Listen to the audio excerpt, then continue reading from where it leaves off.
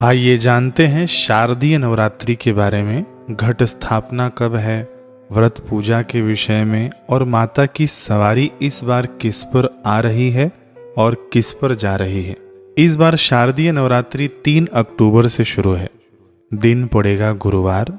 देवी भागवत के इस श्लोक के अनुसार यदि सोमवार को घट स्थापना होगी तो माता हाथी पर सवार होकर आती हैं। शनिवार और मंगलवार को घोड़े पर, गुरुवार और शुक्रवार को डोली में बैठकर, बुधवार को नौका पर सवार होकर आती हैं माता रानी। तो इस वर्ष माता रानी गुरुवार को यानी डोली पर सवार होकर आ रही हैं। इस श्लोक के अनुसार जब माता डोली में बैठकर आती हैं तो महामारी का भय बना रहता है। ऐसे ही माता के जाने का भी निर्णय शास्त्रों में बताया है। इस बार माता रानी के जाने का समय है 11 अक्टूबर, दिन है शुक्रवार का।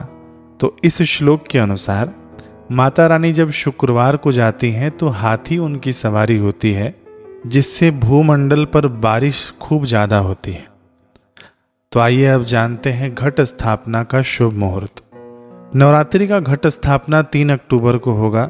घट स्थापना यदि आप सही मुहूर्त में करते हैं तो माँ की शक्ति का अनुपम अनुभव आप अपने जीवन में जरूर करेंगे। मैंने तो खुद किया है, आप भी अनुभव करिए।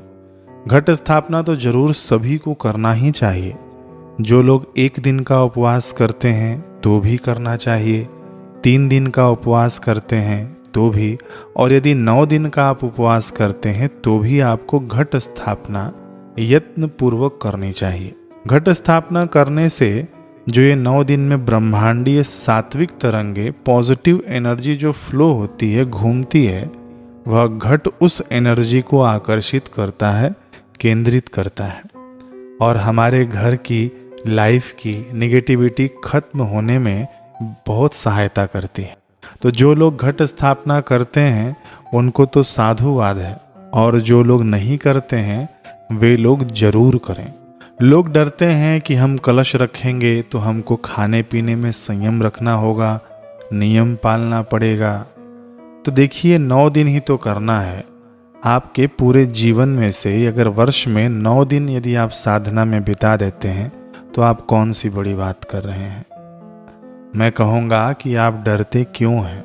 आप समझना जैसे मेरी माँ मेरे साथ मेरे घर में रहती है, ऐसे ही 9 दिनों के लिए जगत जननी माता भवानी को अपने घर में मैं बुला रहा हूँ, और खूब प्रेम से आप घट स्थापना शुभ मुहूर्त में करना। मैं आपको 2 शुभ मुहूर्त बताऊंगा। आप प्रयास करना कि उसी शुभ मुहूर्त में आप घट स्थापना करना या करवाना। दिल्ली का शुभ मुहूर्त रहेगा सुबह 6:15 से 7:22 तक। दूसरा मुहूर्त अभिजीत मुहूर्त का होता है। यह है 11:46 से 12:33 तक। अब देखिए 2 मुहूर्त है, इन्हीं 2 मुहूर्तों में से आप घट स्थापना करवा लेना। महाराष्ट्र में शुभ मुहूर्त होगा 6:29 से 7:31 तक, और दोपहर में 12:03 से 12:51 तक। उत्तर प्रदेश में सुबह 6 बजे से 7:05 तक, दोपहर में 11:31 से 12:19 तक।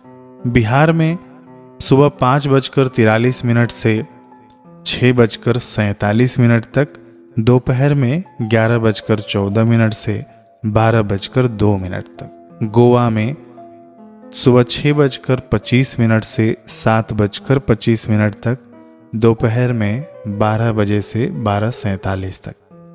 छत्तीसगढ़ में सुबह 5:55 से 6:58 तक, दोपहर में 11:28 से 12:16 तक। राजस्थान में सुबह 6:20 से 7:26 तक, दोपहर में 11:52 से 12:39 तक।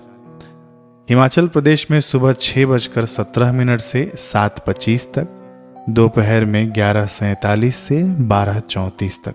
पंजाब में सुबह 6:18 से 7:25 तक, दोपहर में 11:48 से 12:35 तक।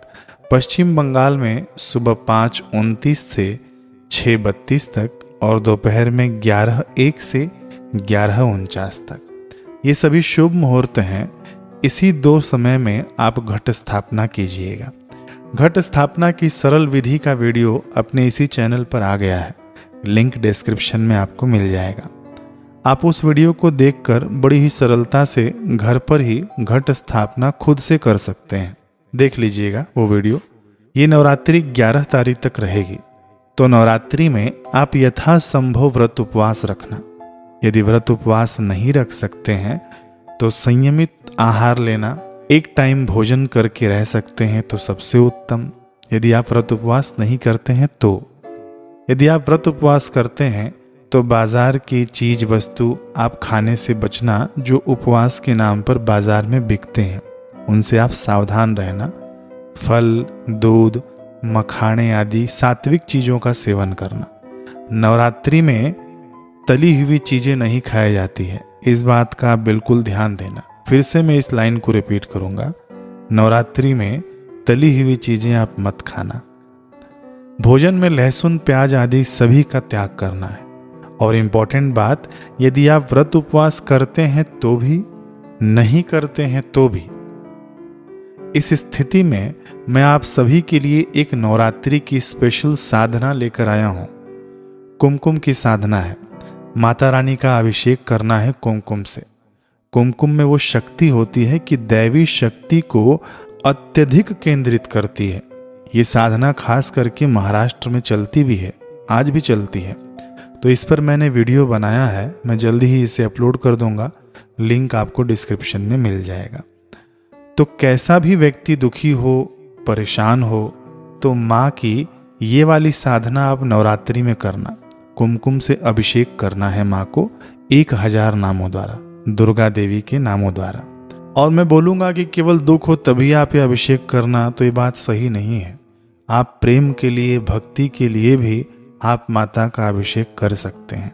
माता से आप भक्ति मांगना, माता का प्रेम मांगना। नवरात्रि में दुर्गा सप्तशती का पाठ जरूर करना चाहिए।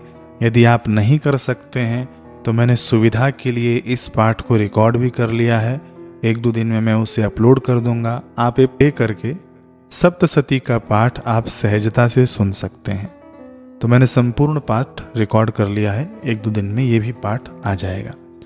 अब भी कुछ जानकारी बच गई हो जिसके बारे में आपको जानना हो तो आप कमेंट में पूछिएगा। मैं भरसक पूरा प्रयास करूंगा कि उसका रिप्लाई दूं। रिप्लाई नहीं दे पाया तो एक वीडियो भी बना दूंगा। और हम लोग लाइव भी आएंगे 30 तारीख को।